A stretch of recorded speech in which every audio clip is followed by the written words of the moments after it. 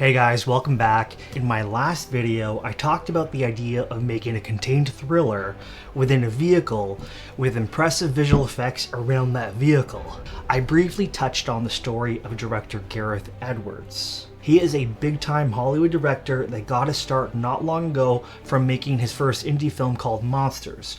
So you might have heard of his movies called Godzilla, Rogue One, A Star Wars Story, The Creator, as well as Jurassic World Rebirth that just happens to be out in theaters right now. So his story is remarkable and worth mentioning because he loosely wrote his movie Monsters around the technological hacks that he discovered within specific, easy-to-use visual effects softwares before he even produced it. So today, I'm going to go into it a little bit deeper and explain exactly how he made that movie using technology and the software that was available back in the day in 2009. And then I'm going to show you how the same groundbreaking ambition and resourceful mindset, once requiring immense personal struggle, is now made shockingly easy and accessible for any artist right on their home computer, thanks to the digital world of Unreal Engine.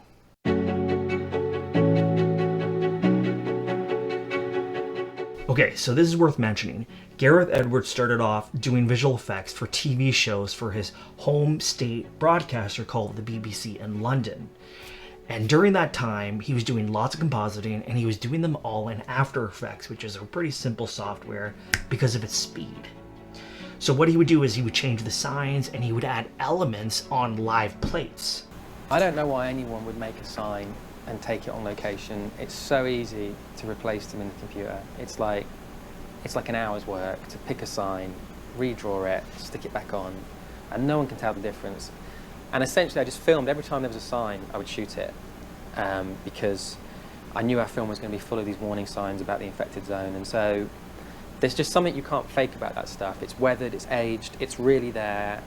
And yeah, I just used all the real things, and there's no CGI sign in the film, but there's a lot of manipulated reality where I've added warnings about these creatures everywhere.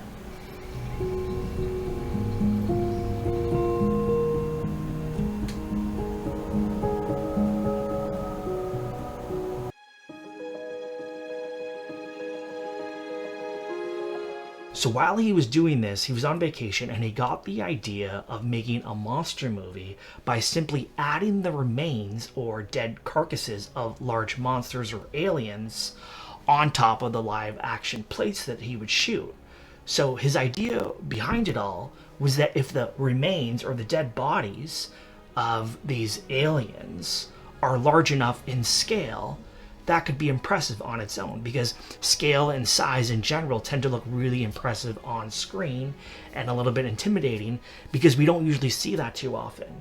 And it makes the subject of that scale, like the aliens, look a lot more powerful and large and dominating, which is what the idea is. The second aspect of that idea behind this movie was that they're non-threatening and it's just their remains. So real human life can take place around it, then it's really easy to do and execute. There isn't much to animate, there's no fancy simulations needed, or expensive hardware or complex technical skills to get that done. So real human life can take place around it in a normal way simply just by observing it. So essentially it was really easy to do and execute because all he had to do was hire 2 lead actors that were quite good on camera and had good chemistry together.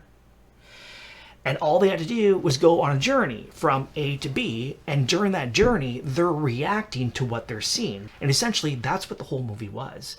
That's it, literally. So Monsters is part road movie and part sci-fi adventure. The story takes place in the aftermath of a space probe crash, which has allowed aliens to breed on Earth. Journalist Andrew Calder escorts his boss's daughter across the infected zone as they try to reach safety of the US border. Not only did he write and direct and shoot this movie himself, he was able to create all the visual effects by himself in his bedroom. He shot it on a digital camera himself with hardly any help, which means it was a skeleton crew. So it might have been just a sound guy that they had to hire and maybe a makeup artist that would be hanging around on standby to put makeup on the actors that would have been appropriate for the context of the scene.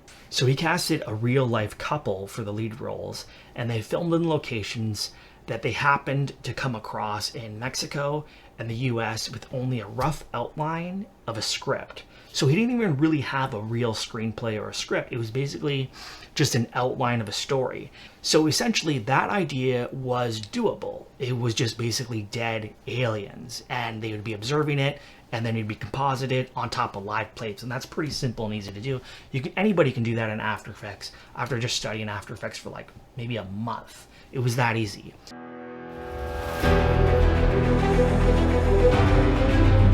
But the second part that was needed to make this whole movie work was that he was going to need some kind of shots where you see the monsters in all their glory. They have to be alive, and they have to be either threatening. They have to contribute to the narrative that these are real monsters and they're not just animals that like live at a zoo. It had to be like a big deal.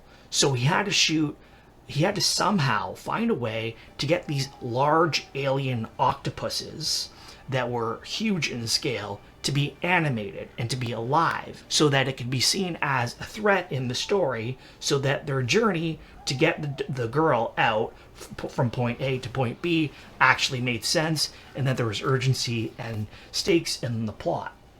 So we had to figure out how to make these tentacles work in a believable and organic way without the need for fancy, expensive computational simulations like the ones done in Houdini, or without needing a team of expensive animators to animate all those tentacles in a software like Maya or Houdini or Blender, which I don't think Blender was that popular back then. So what he did was he started experimenting with a software called 3ds Max, which is known for plugins.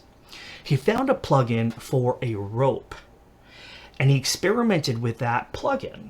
He discovered that within this specific plugin, there was a specific parameter on this plugin effect that was for the gravity constraint of the physics on the rope. So once he actually clicked on this gravity button on this parameter, the entire rope started animating as if it was simulated, and it reacted the same way that a tentacle would.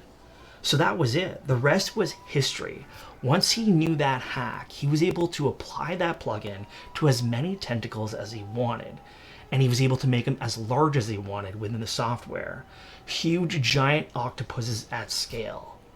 All he had to do was move the octopus aliens himself, and then the plugins did the rest of the work. And the end result was that it looked like it was the work of a major visual effects studio that employed dozens or hundreds of animators and costed $30 million.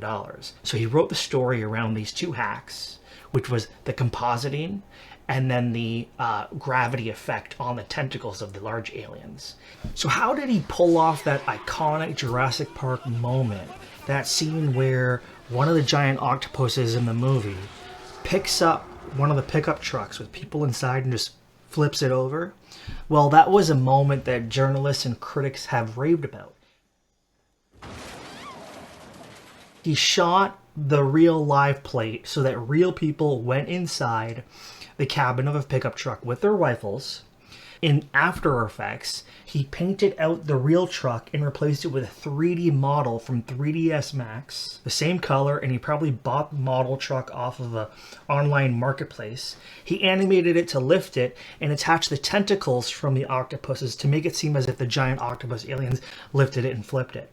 And that's essentially how he did it. That's how it worked, and it was that simple. That's what really makes this whole story remarkable and essentially launched his career. So aside from his technical skill and this genius way on writing a movie based on these technological hacks, these two main points that I explained, Gareth Edwards is also known to be very humble, down to earth. He is really good at working the room and winning over the room, pretty much everyone in the room. He finds a way to remember people's names, and he incorporates them in things that he says one way or another. He deflects better than a Canadian would deflect a compliment. I'm sure for a lot of shots in a lot of films it's just one person. I just had a lot to gain from doing it because it's my own movie, so I put in that time. But I don't know, I think There's a lot of examples on the internet. If you look, there's a lot of people doing this stuff. I don't think we're that special. It's always risky doing high fives because I'm British and I'm really awkward at it.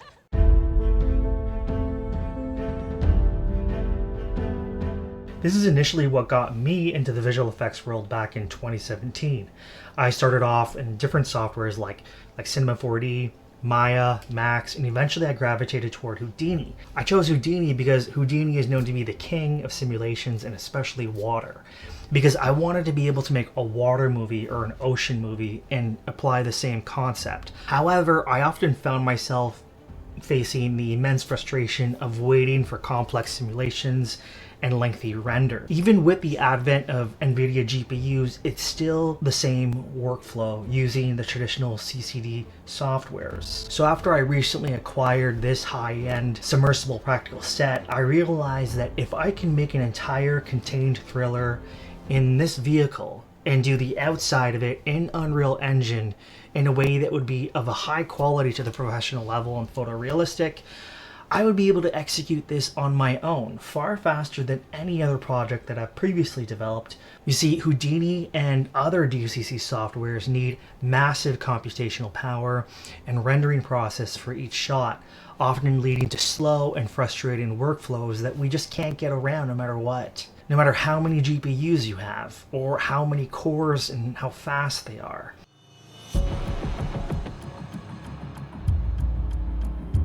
I can create entire shot sequences from scratch in underwater scenarios in a matter of hours.